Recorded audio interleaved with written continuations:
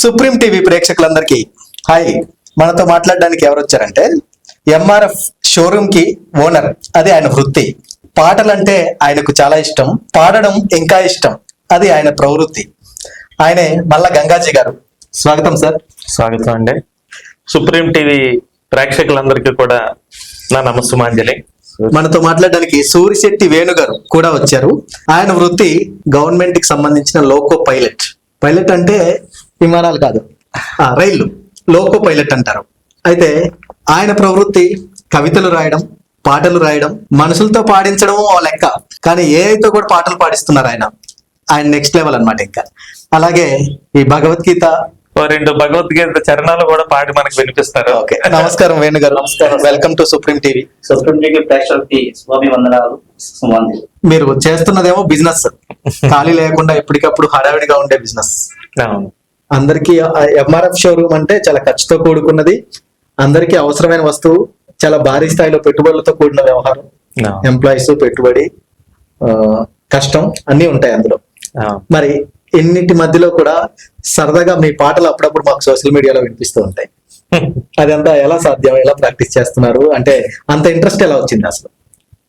ఈ ఇంట్రెస్ట్ అనేది ఏంటంటే ప్రతి ఒక్కరికి కూడా ఈ అంటే నా వరకు చూసుకుంటే చిన్నప్పటి నుంచి ఈ మ్యూజిక్ పిచ్ అనేది చిన్నప్పటి నుంచి నాలో ఉంది. ఓకే. ఆ ఒకప్పుడు నేను చిన్నప్పుడు చెప్పుకోవాలనుకుంటే నేను ఎన్టీఆర్ ఫ్యాన్ ని. ఓకే. ఎన్టీఆర్ పాటలు వినడం నాకు బాగా ఇష్టం. Okay. At the same time Nageswara Rao songs కూడా చాలా బాగుండేవి. అవునండి. అవి కూడా వినడానికి చాలా బాగుండేవి. ఇంకా ఆ రోజుల్లో చక్రవర్తి మ్యూజిక్ అంటే, చక్రవర్తి కేవి మహాదేవన్ మ్యూజిక్ అంటే ఓ రకమైన ఫీల్ తో ఉండేవన్నమాట. ఓకే. ప్రతి పదం స్పష్టంగా వినిపిస్తూ మంచి సంగీతాన్ని ఇస్తూ ఆ రోజుల్లో మంచి సాంగ్స్ ఉండేవి. ఈ సాంగ్స్ ఇలా సాగుతున్న వేళ ఒకే ఒక్క పాట మొత్తం సినిమా చరిత్ర గతిని మార్చింది. ఆ పాట ఏంటంటే, పాడి వినిపించండి. ఆరేసుకోబోయి పారేసుకున్నాను హరి హరి హరి హరి, కోకెత్తుకెళ్ళింది కొండగాలి, నువ్వు కొంట చూపు చూస్తూనే హరి హరి హరి హరి హరి హరి. ఈ పాట ఆ రోజుల్లో కుర్రకారణంతా కూడా కూపుకుపోయిన పాట అనమాట. అవునండి. ఈ పాటని నేను ఎన్నిసార్లు విన్నానో కూడా నాకు తెలియదు అసలు. ఓకే. కొన్ని వేల సార్లు విన్నాను. ఈ విన్న పాట నా మైండ్ లో రిజిస్టర్ అయిపోయి తిరిగి నేను పాడటం మొదలు పెట్టాను. ఓకే.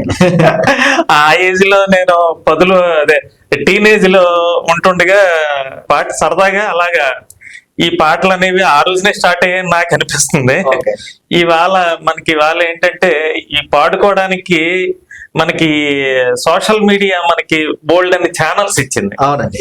ఈ ఛానల్స్ లో ది బెస్ట్ ఛానల్ నాకు స్మ్యూల్, ఓకే. SMULE స్మ్యూల్ అని చెప్పేసి అని అదొక యాప్ వచ్చింది. ఓకే. అందులో ఈ కరావోకే ట్రాక్స్ లోడ్ అయి ఉంటాయి. అందులో తెలుగు పాటలు నాకు నచ్చినవి అందులో నేను ఆ ట్రాక్స్ లోడ్ చేసుకొని ఓకే. అందులో మనం జాయిన్ అయ్యేటట్టుగా అంటే నేను ఒక్కడనే కాదు, చాలా మంది, కొన్ని వేల లక్షల మీలాంటి అభిలాష ఉన్న చాలా మంది అవును. ఈ యాప్ ని యూజ్ చేసుకొని అవును సార్. ఎంతో మంది పాటలు పాడి తమ కోరికని ఆ రకంగా సోషల్ మీడియా ద్వారా తమ కోరికని తీర్చుకుంటున్నారు తప్ప ఇలాగా ప్రజా మాధ్యమాల్లోకి అయితే ప్రజల్లోకి రాలేకపోతున్నారు. ఆ రకంగా తమ కోరికను తీర్చుకుంటున్నారు. అలాంటి వాళ్ళు నేను ఒక్కడినే. ఓకే. ఏదో నాకున్న బిజినెస్ కి కొంత రిలీఫ్ కోసం ఓకే. ఇలా పాటలు పాడుకుంటూ అలాగా నాలో ఉన్న కళాతృష్ణని తీర్చుకోవడానికి నాకు ఇది వేదిక. ఓకే. కళాకృష్ణ కాస్త కళాకృష్ణగా మారే అవకాశం అయ్యింది. అలాగే మంచి మంచి పాటలు ఆ రోజుల అదే నెక్స్ట్ జనరేషన్ కి చిరంజీవి, బాలకృష్ణ, నాగార్జున, వెంకటేశ్వరతో పాటలు కూడా అలాగే వచ్చాయి. జగదేక్ వీడతలకు సుందర సాంగ్స్ ఏమి, కొండవీటి దొంగ సాంగ్స్ అయితేనేమి, ఆ రోజుల్లో ఇళయరాజా గారి సాంగ్స్ అయితేనేమి, రాజ్కోటి మ్యూజిక్ అయితేనేమి, ఈ పాటలు అంటే నాకు పిచ్చి అనమాట. ఒక్కొక్క పాటలు కొన్ని వేల సార్లు విని ఇవాళ ఆ పాటల్ని నేను సరదాగా ఈ మీడియా వేదికగా పాడడం. ఎన్ని పాడుంటారు ఇప్పటి వరకు సరదాగా మీరు పాడుకొని ఆనందించి మీకు నలుగురికి షేర్ చేసిన పాటలు అయితే చాలా పాడానండి, దగ్గర ఒక 2000 3000 పాడి ఉంటాను. బట్ నాకు ఇష్టమైన పాటలు బాగా పాడినవి అయితే ఒక 500 ఉంటాయి. ఆ 500ని నేను యూట్యూబ్ లో కూడా అప్లోడ్ చేశాను. యూట్యూబ్ లో కూడా కొంతమంది నాకు ఫాలోవర్స్ ఉన్నారు. సో ఆ రకంగా మళ్ళా గంగాజీ అనే నేమ్ తో ఈ యూట్యూబ్ లో వస్తూ ఉంటాయి సాంగ్స్. అవన్నీ కూడా స్పీడ్ లో నుంచి నేను అప్లోడ్ చేసినవే. ఏది సార్ ఇంకో పాట పాడండి మాకు వస్తుంది. మాటేరాని చిన్నదాని కళ్ళు పలికే ఊసులు, అందాలన్నీ పల్లవించి ఆలపించే పాటలు, ప్రేమే నాకు పంచే జ్ఞాపకాలురా. మంచి పాటలు సార్. ఇలాగా పాడుతూ ఇలాగ ఆనందం నేను పొందడం, అలాగే నా మిత్రులు నాతో పాటు అలాగే శ్రీనివాస గారితో పరిచయం ఈ రోజుది కూడా కాదు. మేమిద్దరం అనుకోకుండా కలిసాం, అంటే వ్యాపార రీత్యా కలిసాం. ఇవాళ ఆయన కూడా ఒక కళాకారులే. అనుకోకుండా మా తాలూకా ఇవి మనసులు కలవడం, ఇలా ఈ వేదిక మీదకి అందరూ కలిసి ఇలా రావడం, మా బావగారితో కలిసి. మాకు రేడియోలో మెలోడీ మ్యాచ్ అనే ప్రోగ్రామ్ ఉంటుంది సార్. మెలోడీ మ్యాచ్ ఉన్న ప్రతిసారి నేను ఈ పాట కూడా వేస్తూ ఉంటాను. ఈ పాట వేస్తుంటారా? నాకు కూడా బాగా ఇష్టమైన పాట. అయితే మీరు చెప్పండి సార్, వేణు గారు, లోకో పైలట్ అది కూడా మీకు చాలా వేల మంది ప్రాణాలు మీ చేతిలో ఉంటాయి. వాళ్ళందరి బాధ్యత మీ మీదే ఉంటుంది. తప్పకుండా ఇంతమంది బాధ్యతను మీరు మోస్తూనే మళ్ళీ మీ సొంత అభిలాషను కూడా తీర్చుకోవడానికి కొన్ని ప్రయత్నాలు చేస్తున్నారా? ఎలా సాగుతున్నాయి చెప్పండి మాకోసం. బాధ్యత అనే పదం వాడారు కాబట్టి మనిషి పుట్టుకే ఒక బాధ్యత. అవునండి. పుట్టుకతోనే స్టార్ట్ అవుతుంది. అనుకుంటాం మన లక్ష్యం ఏది లేదు, మామూలుగా పుట్టం ఈ భూమి మీద ఎందుకు వచ్చాం ఎందుకు పోతాం అనుకుంటాం, కానీ కారణం ఉండే పుడతాం మనం ఇక్కడ. కాకపోతే పుట్టుకి ఒక అర్థం లేదు, పరమార్థం లేదు. దేవుడు పుట్టించాడంటే ప్రతి పుట్టుకు అర్థం ఉన్నట్లయితే పుట్టాం, సాధించాం, వెళ్ళిపోతాం. కీర్తి మాత్రం ఉండిపోతుంది, భౌతిక శరీరం ఉండదు. దాన్ని కృష్ణ పరమాత్మ చాలా అందంగా చెప్పారు భగవద్గీతలో. నీ పనులు చేసుకుంటూ వెళ్ళిపో, కర్మ చేసుకుంటూ వెళ్ళిపో, ఫలాన్ని ఆశించవద్దు. ఫలం వస్తుంది రాదు నీకు సంబంధం విషయం, అది నాకు సంబంధమైన విషయం. నా కృష్ణుడు నేను చూసుకుంటా, నీ పని చేసుకుంటూ వెళ్ళిపో అన్నాడు దేవుడు. అందుకని మనం ఎప్పుడూ బాధ్యతగా ఉంటే మన పని సక్రమంగా నడుస్తుంది, మన చుట్టూ ఉన్న వాతావరణం అంత బాధ్యతగా సక్రమంగా ఉంటుంది. సో మేము బాధ్యతగా ఉండడం వల్ల ఎంత లాభం అంటే, నా వెనకాల నా భార్య, నా పిల్లలు, నా తల్లిదండ్రులు రోజు నవ్వుకుంటాను. ఎందుకంటే దాంట్లో నేను ఉంటాను. ఆ ప్రమాదం ఉంటే ఆ ప్రమాదం నేను ఉంటాను. నేను ఉండాలి అంటే నాకు ఆ బాధ్యత ఉండాలి కదా ఫస్ట్. సో నెక్స్ట్ నా తర్వాత నన్ను దాటుకొని వెళ్ళాలి. ఏది వెళ్ళాలన్నా నేను ముందు ఉంటాను, నన్ను దాటుకుంటూ వెనక్కి వెళ్ళాలి. నన్ను దాటాలంటే ఆ బాధ్యత లోపిస్తే నేను దాటగలను. సో ఆ బాధ్యత ఉండాలి కాబట్టి దానికి అవకాశం నా రైల్వే కల్పించింది కాబట్టి అవకాశం తీసుకున్నాం.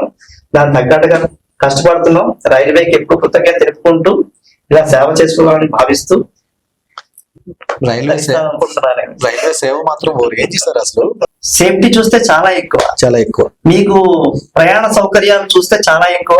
ఇంకొకటి ఏంటంటే భద్రత. కాస్ట్ ఆఫ్ టికెట్ చాలా తక్కువ. అన్నింటి మీద ఫేర్ చాలా తక్కువ ఉంది. రైల్వే ఒకటే చాలా తక్కువ. ఇక్కడ నుంచి మీకు అన్నపల్లికి వెళ్తే 20 రూపాయలు టికెట్ ప్యాసింజర్ కి. వేరే బస్ లో 60 రూపాయలు టికెట్ పే చేయాల్సి వస్తుంది మీరు. అంత తక్కువ రేటు పట్టుకెళ్తూ సురక్షితంగా గమ్యాన్ని చేర్చగల ఏకైక సాధనం అనుకుంటా రైల్వే. 20 కూడా పెట్టడం ఇష్టం లేని వాళ్ళకి చాలా మంది ఫ్రీగానే వెళ్తూనే ఉంటారు. పబ్లిక్ లో చాలా అవేర్నెస్ వచ్చింది. రైల్వే కూడా పెనాల్టీ విషయంలో ఖచ్చితంగా చూస్తూ చాలా సక్రమంగా తీర్చడం వల్ల పబ్లిక్ లో అవేర్నెస్ వచ్చి చాలా బాగా చక్కగా టికెట్ తీసుకుని వెళ్తున్నారు. చాలా తగ్గిపోయింది చెప్పవలసి వస్తే. నిజమేనండి. ఆ 20 కోసం నేను ఎందుకు మాట పడాలి అని చెప్పేసి జనాలు తీసుకుని చాలా బాగా వాళ్ళు కూడా చక్కగా టికెట్స్ తీసుకొని ప్రయాణం చేస్తారు, చక్కగా వెళ్తున్నారు. మొబైల్ వచ్చిన తర్వాత చాలా ఈజీ అయింది, యాక్సెస్ ఈజీ అయింది, రైల్వేతో ఇంటరాక్షన్ ఈజీ అయింది, కమ్యూనికేషన్ ఈజీ అయింది. ఏమి చెయ్యాలని మన మొబైల్ ఫింగర్ టిప్స్ లో ఉంటుంది ఎవ్రీ ఆన్సర్. సో కాబట్టి మన ఏ అధికారులు కనక్కల్లా, మనం చేతిలో ఉన్న మొబైల్ మనకు అధికారుల సమాధానం చెప్పేటప్పుడు మనం ఇంకా భయపడాల్సిన అవసరం లేదు, ఎక్కడికో వెళ్ళి వెంపలాడాల్సిన అవసరం కూడా లేదు, ప్రతిదీ తెలుసుకోవచ్చు. అటువంటి రైల్వేలో లోకో పైలట్ గా చేయడం అన్నది అదృష్టంగా భావిస్తాను. ఈ ఉద్యోగాన్ని నేను ఫస్ట్ ఒక పాస్ గురించి జాయిన్ అవుదాం అనుకున్నాను నా లైఫ్ లో ఫస్ట్. Okay. మా చిన్నాన్న గారు మా తాతగారు అందరూ రైల్వేలో పనిచేస్తుంటే వాళ్ళు ఫ్రీగా పాస్ పెడుతుంటే ఆశపడ్డారు, రైల్వేలో జాబ్ చేస్తే పాస్ ఇస్తారు కదా అనుకున్నాను. ఓకే. ఆ పాస్ నన్ను ఇంతలా మార్చేస్తాను. కవితలు రాయడం ఏంటి, ఒక బుక్ తయారు చేసుకోండి, పాటలు పాడుకో, నాకు చాలా టైం ఇస్తుంది రైల్వే చెప్పాలంటే. అవునండి. సో క్రియేటివిటీకి ఏంటంటే ప్రకృతితో మేము మింగిల్ అయి ఉంటాయి ఎక్కువ. అవునండి. ప్రకృతితో పాటు మమేకమై ముందుకు వెళ్తుంటాం. తుఫాన్ గాని, వర్షం గాని, ఎండ గాని, వాన గాని ప్రతిదాన్ని తట్టుకునే శక్తి నిజంగా మా ప్రకృతి ఇస్తుంది చెప్పాలంటే. అవునండి. మామూలుగా ఒక రోజు బయటకి వెళ్ళి నీళ్ళు తాగితే జలుబు వచ్చేస్తా ఉంటాం మనం క్యాజువల్ గా. అవును. లేదండి వాటర్ పారిపోయిందండి జలుబు వచ్చేసేది నీరసం అయిపోతాం. ఆ. మేము రోజుకు కూర్లో ఉంటాం. ఒక రోజు పలాస, ఒక రోజు రాయగడ, ఒక రోజు ప్లాంట్ లోకి వెళ్తాం, ఒక రోజు గంగారం గుట్లోకి వెళ్తాం. అవును. ఎటు వెళ్తాం ఎటు వస్తాం మాకేట తెలియదు. ఆ. మా బుకింగ్స్ బట్టి మేము మూవ్మెంట్ అవుతాం. బావగారు మీ అరకు ప్రయాణం ఎలా తీసుకెళ్తారు ఈ జనాలందరినీ ఒకసారి అరకు ఈ ప్రయాణం సామాజిక ఒక మాధ్యమానికి చెప్పండి. అమోఘం, అతి సుందరం. ఆ. అంటే మనం మేఘాల్లో విమానంలో వెళ్తే ఎలా ఫీల్ అవుతామో, ఆ. అరకు ప్రత్యేకించి ట్రైన్ లో జర్నీ చేస్తే అది విమానంలో ప్రయాణం చేస్తే ఫీల్ కలుగుతుంది మనకి. ఎందుకంటే ఎక్కడ కూడా మీకు భూతలాలు కనబడవు. ఓకే. ఉపరితలాలే, ఉపరితలాలే.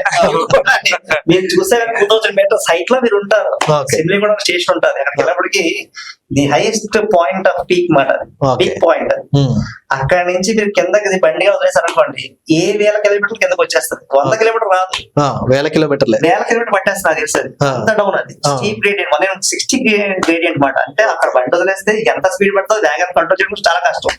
అయినప్పటికీ మా లోపల చాలా అంత చక్కగా భద్రంగా సేఫ్టీగా అంత గ్రేడియంట్ సెక్షన్ లో కూడా ఆ బండిని 32 కిలోమీటర్ స్పీడ్ దాటనివ్వకుండా చక్కగా చాకచక్యంగా కింద దించుతారండి. నిజంగా హ్యాట్స్ ఆఫ్. నిజంగా రైల్వే టెక్నాలజీకి, రైల్వే సోదరులకి ప్రత్యేకంగా ధన్యవాదాలు చెప్పాలి. ముఖ్యంగా మీ లోకో పైలట్స్ ఆ జర్నీ ఇట్ సెల్ఫ్ కోసం జనరల్ గా చాలా అంటే అందరికీ అరకు జర్నీ చేద్దాం. అరకు జర్నీ ట్రైన్ మీద చేయడం అన్నది అందరికీ ఒక కళ అయితే, ఆ ట్రైన్ నడిపే మీకు ఆహా, అది ఎంతో బాధ్యత ప్లస్ చాలా విషయాలు మేఘంలో తిరుగుతున్నట్టు అనిపిస్తుంటాం. చాలా బరువైన బాధ్యత.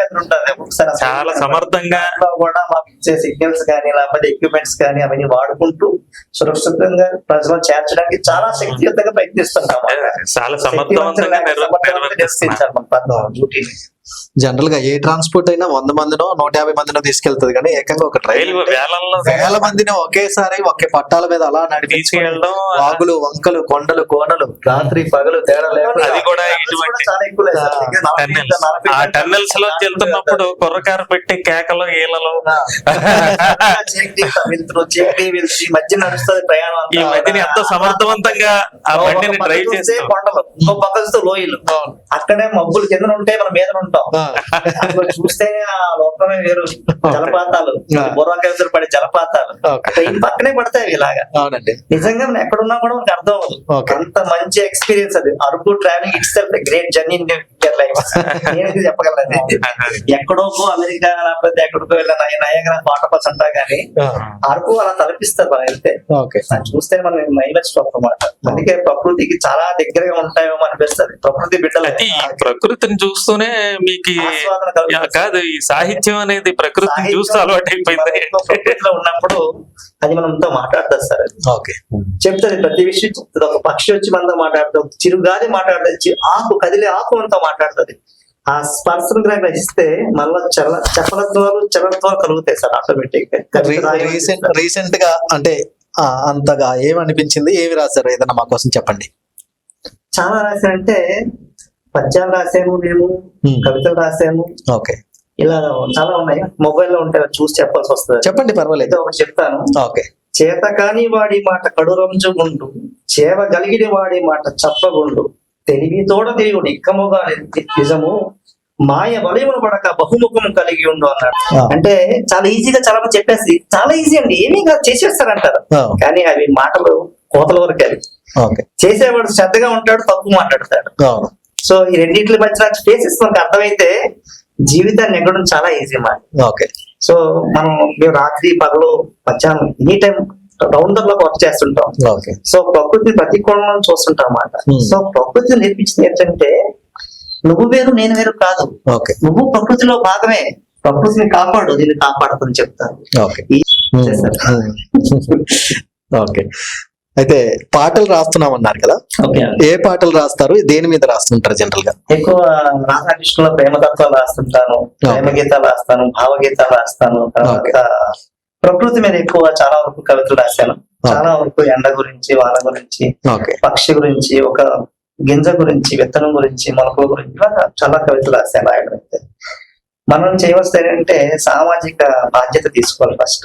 ఓకే ఎక్కడ చెడు జరుగుతుంది, ఎక్కడ చైతన్యం తేవాలి, ఏం చెప్పాలి సొసైటీ, ఇది తెలియాలి ఫస్ట్. మన కవి అంటే ఒక వర్ణన మాత్రం చేయకూడదు. కవి ఒక సామాజిక బాధ్యత తీసుకొని ప్రపంచానికి చైతన్యం ఇస్తూ ప్రతి ఒక్కరు కదలిక తెస్తూ బాగు చేసే సమాజం కోసం నిత్యం పోరాటపడే ఒక నిత్య శ్రామికుడిలా ఉండాలి కవి అంటున్నాను. సో దాని గురించి తపన పడేవాడు కవి. ఒక ఆకర్షణీయ వస్తువు గురించి అందంగా వివరించడం కవి కాదు, బాగుంటారు. కవి భావన అంటే మనిషిలోని చదివినండి కొంత 1% మార్పు వస్తే కవి నిజంగా బతికినట్టే. కవి యొక్క ఆత్మరోధన అది చెప్పాలంటే. అంటే చదివే వాళ్ళు తగ్గిపోయారు, అలాగని రాసే వాళ్ళు పదవలేదు, రాస్తున్నారు కానీ చదవడం కాస్త తగ్గించారు. చదివిన వాళ్ళు తక్కువ అయిపోయినప్పటికీ కూడా వినే వాళ్ళు ఎక్కువ అయ్యారు సార్. ఇప్పుడు సోషల్ మీడియా అనేది వాళ్ళందరికీ ఒక అడ్వాంటేజ్.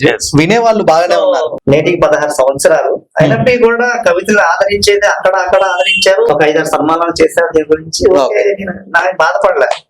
కానీ కవిత్వం కవి ద్వారా వినడం కన్నా ఒక పాట ద్వారా వినిపిస్తే ఇంకా బాగుంటదేమో అని చాలా కృషి చేశారు. చాలా వాటికి మా స్టూడియోస్ కి వెళ్ళి కూడా మాట్లాడడం జరిగింది. నాగభూషణ్ గారితో మాట్లాడమాట పాట చేద్దాం అంటే అనుకుంటే సమయం అనుకూలించలేదు నాకు కానీ మా అక్కకి కానీ. మా అక్క పాడాల్సింది, మా అక్క సింగర్, నాన్నగారు భగవద్గీత గాయకుడు. ఇలాగా కుటుంబం అంతా కూడా కళ్ళకి అందరూ అంకితం. మా తాతగారు సేవాదాసుడు వంశం అది. ఆయన వ్యవస్థాపకుడు, దాసుడు వంశానికి వ్యవస్థాపకుడు ఆయన మా తాతగారు. మా నాన్నగారు భగవద్గీత గాయకులు, దాని వ్యవస్థాపకులు కూడా మా నాన్నగారే. నాన్నగారు ఘంటసాల క్యాసెట్ స్టార్ట్ చేసి మా నాన్నగారు స్టార్ట్ చేశారు. ఘంటసాల గారు పాడింది, నాన్నగారు యాక్చువల్ పాడటం యాజ్ ఇట్ ఈస్ వాయిస్. ఈ ఉత్తరాంధ్ర జిల్లాలో ఎక్కడ చూసినా నాన్నగారిదే. తిరుమల ఆస్థాన మండపంలోని తిరుపతిలో ఆస్థాన మండపం ఉంది కదా, 18 సార్లు నాన్నగారు ప్రోగ్రామ్ చేశారు. ప్రతి బ్రహ్మోత్సవంలో నాన్నగారు ప్రోగ్రామ్ ఉండవలసిందే. కనకమహర్షి గుడిలో ఫస్ట్ 2:30 2:30 పూజలోని సుప్రభాత సేవలో నాన్నగారు పూజ ఉండాలి, శ్లోకాలు పాడాల్సింది. పేరొందిన కళ, చాలా పెద్ద పేరు. నాన్నగారు చాలా పార్ట్స్ మొమెంటోస్ అయితే చాలా ఇంట్లో ఉన్నాయి. ఇప్పుడు గారు ప్రత్యేకించి ఇంటికి వెళ్ళి పాడించుకుంటారు ఆయన. సో అంత పెద్ద పేరు. కారు పంపించి రామారావు గారు వచ్చేసారు. తర్వాత కిమ్స్ అధినేత కృష్ణయ్య గారు నాన్నగారికి చాలా విధాలుగా సహాయపడ్డారు. అన్ని విషయాలు మీరు రామారావు గారు మీరు పాడండి ఏమన్నా మీకు ఎందుకని ఆయన ప్రోత్సహించి క్యాసెట్ చేయించారు. ఆయన ఒక పాట వేశారు. ఇలా పాటలు అలాగే ఎవరప్పుడు ప్రోత్సాహం చేస్తూ ప్రోత్సహిస్తూ కళను ఎక్కడ ఆగకుండా నడిపిస్తూనే ఉన్నారు. ఇప్పుడు సో ఆ భగవద్గీతకు సంబంధించి మీకు కూడా ఆ కళ కొంచెం వచ్చిందా సార్ అక్కడి నుంచి నాన్నగారి దగ్గర? నేర్చుకోవాలి సార్. నాన్నగారు పాడుతుంటే చిరాకు పడే రోజులు నాకు. నాది 18 years ఏజ్, మాది చిన్న ఇల్లు, సింగిల్ బెడ్రూమ్ అందరిది. నాన్నగారు 4 గంటలు వేసుకుని పాడుతుంటే నేను చాలా చిరాకుగా వినేవాడిని భగవద్గీత. ఎందుకంటే ఏది గోళ అనే పదం వాడేది. సో కృష్ణబాబు గుర్తుపెట్టుకునే మాది మనసులో పెట్టుకుంటే దాని వల్ల ఇదిగా బాధ్యత చెప్తా తప్పదు. మనం ఎక్కడ నూరు జరుతాం అక్కడి నుంచి లైఫ్ స్టార్ట్ అవుతుంది. అదే మనం సో నాన్నగారికి అన్నమాట, ఏంటి మనకి అవసరమా చెప్పండి. సో ఇది నాకు అవసరమా, 4 గంటలు పడుకుంటామేమో రోజు, మీరు బెడ్రూమ్ లో పాడితే నేను ఎప్పుడు పడుకుంటాము, ఇది కరెక్ట్ కాదు, మీరు ఆలోచించండి అంటే అదే భగవద్గీత ప్రాక్టీస్ చేయాలరా, జనం మెచ్చుకున్నట్టు ఉండాలంటే కష్టపడాలరా అని చెప్పేవారు. అప్పుడు మనకు అర్థమయ్యేది కాదు. ఇప్పటికి దాన్ని చదువుతుంటే ధ్యానం చేస్తుంటే అసలు భగవద్గీత ఎంత అద్భుత గ్రంథం అనిపిస్తుంది. పారాయణం చేస్తూ ఉంటే వచ్చే వైబ్రేషన్స్ వేరేగా ఉంటాయి. బ్రహ్మార్పణం బ్రహ్మహవిః బ్రహ్మాగ్నౌ బ్రహ్మణాహుతం బ్రహ్మైవ తేన గంతవ్యం బ్రహ్మకర్మ సమాధినా.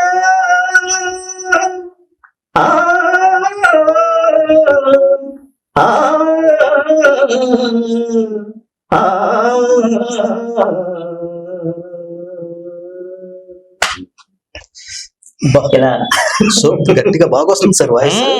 నేను ఎప్పటి వరకు రాస్తానని పాడారా అన్నట్టు ఉంటుంది. ఒక జానపద కళాకారుడు ఇదే వెంకటేశ్వర స్వామిని కీర్తిస్తూ, అయ్య బాబో ఇక్కడున్నావా, 7 కొండలెక్కి బాగా కూకున్నావా, అయ్య బాబో ఇక్కడున్నావా, ఏడు కొండలెక్కి బాగా కూకున్నావా, ఎన్ని మైళ్ళు రావాలి, ఎన్ని నైళ్ళు నడవాలి, అబ్బో. ఎన్ని మైళ్ళు నడవాలి, ఎన్ని మైళ్ళు రావాలి, నిన్ను చూడాలంటే చూదంటూ రాయంటూ చూపున్న సామి, అయ్య బాబో ఇక్కడున్నావా, ఏడు కొండలెక్కి బాగా కూకున్నావా, సామి ఏడు కొండలెక్కి బాగా కూకున్నావా. ఇలాగా జానపద వర్షంలో బాలసుబ్రహ్మణ్యం గారే పాడారు. అసలు ఇలాంటి సాంగ్స్ వింటూ ఎవరు మాత్రం పాడకుండా ఉంటారు చెప్పండి? ఇలాంటి పాటలు ఉంటేనే కదా మనకి కూడా మనసుకి హాయిగా ఉంటది. దేవుని పొగుతున్నట్టే ఉంది, గట్టిగా అడుగుతున్నట్టే నిన్ను చూడాలంటే ఎన్ని మైళ్ళు నడవాలి? రామదాసు ఇంచుమించు రామదాస్ అంత అలాగే ఉంటుంది స్టోరీ కూడా. అంటే తిడతాను కాదు, ప్రేమలో ఆ బాధ దేవుడికి అర్థం అవ్వట్లేదేమో, నా బాధ నేను కరెక్ట్ గా వ్యక్తపరచలేకపోతున్నా ఆవేదన తప్పితే అందులో ఎక్కడ తిట్టాలని అనిపించింది అసలు. అక్కడ అంటాడు రాముడు నిన్ను అంటాడు మాటలు, అయినా రాముడు నవ్వుతున్నాడు అన్నమాట. అంటే నేను కనబట్టలేని ఇంత బాధపడుతున్నావా అని అనుకుంటాడు అన్నమాట. అన్న అడుగుతుంటది.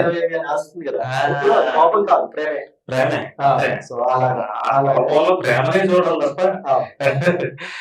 అలాగే ఏంటంటే ఈ బాలసుబ్రహ్మణ్యం ప్రతి పాట కూడా ప్రతిదీ ఒక ఆణిముత్యమే. అసలు ఆయన మనకు దేవుడిచ్చిన వరం. ఆయన పాటలు వింటూ పెరగడం, ఆయన కాలంలో నేను ట్రావెల్ చేయడం అన్నది నిజంగా ఒక అదృష్టంగానే భావిస్తున్నాను. అదృష్టం సార్, నిజం అది, నిజం అది. అంటే ఘంటసాల గారు తరం అలాగే తెరమరుగు అవుతూ అలా బాలసుబ్రహ్మణ్యం గారు అలాగా మీదకి రావడం. ఘంటసాల గారు పునాదులు వేశారు, దాని మీద బిల్డింగ్లు కట్టేశారు. అలాగా తెలుగు సినిమా ఇండస్ట్రీ ఈ ఇద్దరు కళాకారులతోటి నిజంగా చెప్పాలంటే రసమయ్య జ్ఞానోదయలాగా మొత్తం మన శ్రోతలందరికీ కూడా కట్టిపడేసి. అలాగా భైరవదీపంలో ఒక మంచి సాంగ్, భైరవదీపంలో శ్రీ శుంభర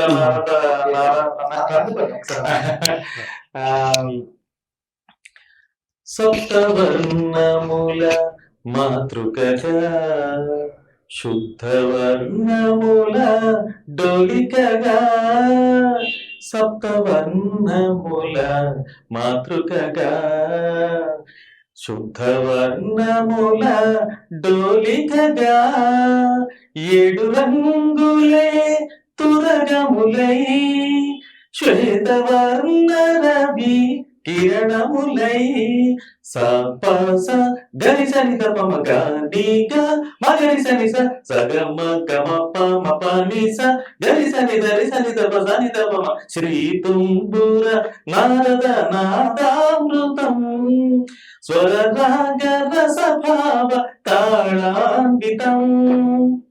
ఇలాగా అంటే ఇలా కూడా అద్భుతం అంటే మీరు చాలా క్యాజువల్ గా పాడరేమో అనుకుంటున్నారు, కానీ చాలా అద్భుతంగా పాడారు. అదే అంటే అలాగే కూడా సంగీతంలోని చెప్పాలంటే బాలసుబ్రహ్మణ్యం గారు ప్రతి పాట వింటూ అందులో లీనమైపోతూ వచ్చిన పాటలే ఇవి. అందువల్ల ఆ పాటలు పాడుకుంటూ అలా జనాలు వినిపిస్తూ ఆ ఆనందంలో తేలిపోవడం ఇంటర్వ్యూలో చెప్పారండి, నేను చాలా హాయిగా ఆనందంగా ఉన్నాను, ఎందుకంటే నేను బాగా పాడుతున్నాను, మీ అందరికి నచ్చుతుంది, అలాగే బాగా నటిస్తున్నాను, పాడే పాటని అవతల హీరో ఎవరు దాన్ని బట్టి హీరో ఎవరు అనే దాన్ని బట్టి మిమిక్రీ వాయిస్ కూడా మిమిక్రీ చేసి వాళ్ళకి తగ్గట్టు పాట. వాయిస్ మాడ్యులేషన్ చిరంజీవి పాడారా అన్నట్టుగా. అలాగే ఆ విరుపులు ఎన్టీఆర్ గారి విరుపులు అలాగే అని అవి కూడా ఇచ్చారు. అసలు ఆ కంటెంట్ బయటకు పెట్టేవారు. అది వచ్చింది కృష్ణమ్మ, ఏదో కబురు పట్టుకొచ్చింది కృష్ణమ్మ, ఆ కబురేమిటమ్మా ఈ గుబులెందుకమ్మా. అలా ఎన్టీఆర్ ఆల్రెడీ పరకాయ ప్రవేశం జరిగింది కదా. లేదు కాదన్న దగ్గరే జరుగుతుంటే ఇలాంటివన్నీ కూడా. ఆయన బాలసుబ్రహ్మణ్యం గారు చేసి వదిలేశారు. అంటే అదే అంటే తిరిగారు దేశం ప్రతిరోజు ప్రతి రాత్రి ప్రతి పాట ఆమె కోసం లైలా లైలా లైలా ఇలాగ ఏం దానికి వాయిస్ ఇస్తూ అలాగా అసలు వాళ్ళనే మరిపించారు మా బాబు గారు. వాయిస్ కూడా ఒక ఎత్తు అయితే అల్లు రామలింగయ్య గారు ఒక చిన్న పాట ఉంటుంది ముత్యాలు ఆయన కూడా ఆయనలాగే పాడి ఆ వాయిస్ చాలా అల్లు రామలింగయ్య గారిని కూడా పాడేసి చేశారంటే ఆయన ఆయన అంటే మనకు దొరికిన ఆనిముత్యం అంటే మళ్ళీ వస్తారా అన్నది మీమాంసే మనకి, అది అలాంటి వాళ్ళు మళ్ళీ పుడతారా అన్నది మనకి ఆలోచించలేని తగ్గ విషయం, ఆలోచించలేము అది. అలాంటి మహోన్నత వ్యక్తులు మళ్ళీ మళ్ళీ మనకు పుట్టాలి. ఒక ఎన్టీఆర్ లాంటి వ్యక్తులు, సిరివెన్నెల గారు, శ్రీశ్రీ గారు, ఇలా రైటర్స్ మళ్ళీ వస్తారా అన్నది కూడా మళ్ళీ మనకి మళ్ళీ పుడితేనే యుగాంత పురుషులు, యుగ పురుషులు సార్ అందరూ. సినిమా ఉంటుంది సార్, మిథునం చూసాను, సినిమా చూస్తున్నంతసేపు ఆయన కనపడరు. క్యారెక్టర్ ఒక క్యారెక్టర్ అసలు ఎంత చిన్న పిల్లాడిలో ఉంటాడో అందులో. ఆవిడతోని శ్రీలక్ష్మి గారితోని ఉంటారు, ఆయన భార్య, శ్రీలక్ష్మి భార్య. ఎంత అన్యోన్యంగా ఉంటుందో దంపత్య ఇద్దరి మధ్య సంభాషణలు గాని ఎంత పద్ధతిగా ఉంటాయి సార్ మాటలు. ఈ మధ్య సినిమాలో కూడా అలా చూసింది నేను. ఇది ఏంటది, సీతారామం సినిమా సార్. సీతారామం సినిమాలో మాటలు ప్రత్యేకించి చెప్పాలి, ఎంత పెద్దపేట వేశారంటే ప్రతి మాట మీరు రెండోసారి వినాలనిపిస్తారు. డైలాగ్స్ అంటే అలా ఉండాలి, మళ్ళీ ఇంటికి వచ్చి కూడా ఎక్కడ మిస్ అయ్యి మళ్ళీ వేసుకోవాలి, అది వినాలి. ఆ మాట ఎంత అద్భుతం ఉంది కదా అని, ఏమండి రాము గారు అంటారు, దాంట్లో బాగుంటుంది. అది చాలా బాగా మాట్లాడతారు. ఆ వెర్షన్స్ కన్వర్సేషన్స్ ఎంత అద్భుతం అంటే, ఆ సినిమా చూసి 3 పాటలు రాసుకున్నాను. ఆ సినిమా చూసి అంటే సీతారామ సినిమాలో ఆ సంభాషణ అంతా బాగుంటది. అది ప్రతి పాట అద్భుతం, ప్రతి సంభాషణ అద్భుతం. అంటే మనం అనుకుంటాం ఏవో కమర్షియల్ పెట్టేస్తే సినిమా ఆడుతుంది, కాదు. పద్ధతిగా తీస్తే సినిమా ఆడుతుంది. గౌరవించి ఆదరించారు ఉన్నారు. మన కవిత అంతే, ఆదరించాలి లేరు కాదు, సరైన దగ్గరికి వెళ్ళాలి అంతే. అది రీచ్ అవ్వాలి.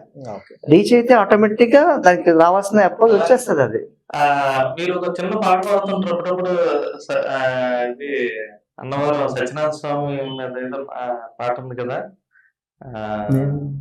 దేవకి పంట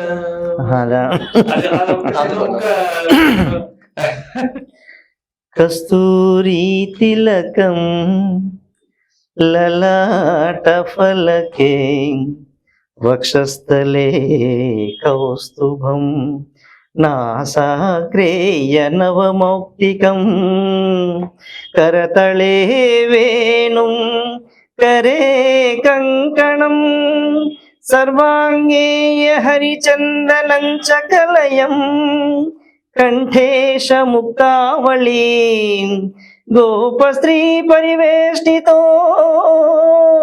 విజయతే గోపాల చూడామణి విజయతే గోపాల చూడామణి. పాండురంగ మహత్యం, పాండురంగ మహత్యం అనేది పాండురంగ మహత్యంలో ఘంటసాల గారు పాడిన పాట. ఇది అద్భుతం. శేషశైలవాసం శ్రీ వెంకటేశం శయనించుమనీయ శ్రీ చిద్విలాస శేషశైలవాసం శ్రీ వెంకటేశ పట్టుపానుపు పైన పవళింపర స్వామి పట్టుపానుపు పైన పవళింపర స్వామి ముదు సతులిద్దరిని ఇరువైపులా చేర్చి ముదు సతులిద్దరిని ఇరువైపులా చేర్చి ముదు సతులిద్దరిని ఇరువైపులా చేర్చి మురిపించి లాలించి మూచటల తేల్చి శేషశైలవాస శ్రీ వెంకటేశ. అవన్నీ 4 గంటలు పాడుతుంటే మా బ్రహ్మ ముహూర్తాలు కదా అవన్నీ కూడా, అవన్నీ బ్రహ్మ ముహూర్తాలు, మన బ్రహ్మ గడియలు మనకు తెలియదు. అవి చిరాకు పడుతుంటే అవి చిరాకు ఇంకా బాగా ఎక్కేసాం. ఇప్పుడు పాడుతుంటే అలవోకగా గానం చేస్తుంటే అలా వచ్చేస్తుంటాయి. వస్తాయి అంటే బయట రిజిస్టర్ అయ్యింది దాని మీద మనకి ఇష్టం ఏర్పడితే వచ్చేస్తాయి. ఆటోమేటిక్ గా అలాగే వస్తాయి ఆటోమేటిక్. తగ్గించింది, యూట్యూబ్ వచ్చింది, నేను వినిపించగలను. ఒక ఏఏ ఉంది, తయారు చేయగలుగుతున్నాను. ఒకటి నేను రాయగలుగుతున్నాను, అదృష్టం అది, రాస్తున్నాను. ఇవన్నీ మహా కలయిక, ఒక అద్భుత కావ్యం. అది సౌండ్ లో ఇస్తున్నామంటే ఒక 10 మందికి ఉపయోగపడినా చాలు. దీనివల్ల మనం కమర్షియల్ గా వచ్చే లాభించే అవసరం అంతగా లేదు. Technology, great technology. ఓకే, మీరు మీ ఛానల్ పేరు ఏమన్నారు మళ్ళీ ఒకసారి చెప్పండి మా శ్రోతలకు. సూరిశెట్టి వేణు. సూరిశెట్టి వేణు అని టైప్ చేసి మీరు ఆ ఛానల్లో నుంచి ఏఐ పాడిన పాటలు వినొచ్చు. ఆ పాటలు రాసింది మన వేణు గారు, పాడింది మాత్రం ఏఐ. ఎంత చక్కగా పాడిందో ఒకసారి విని ఆనందించండి. Thank you sir.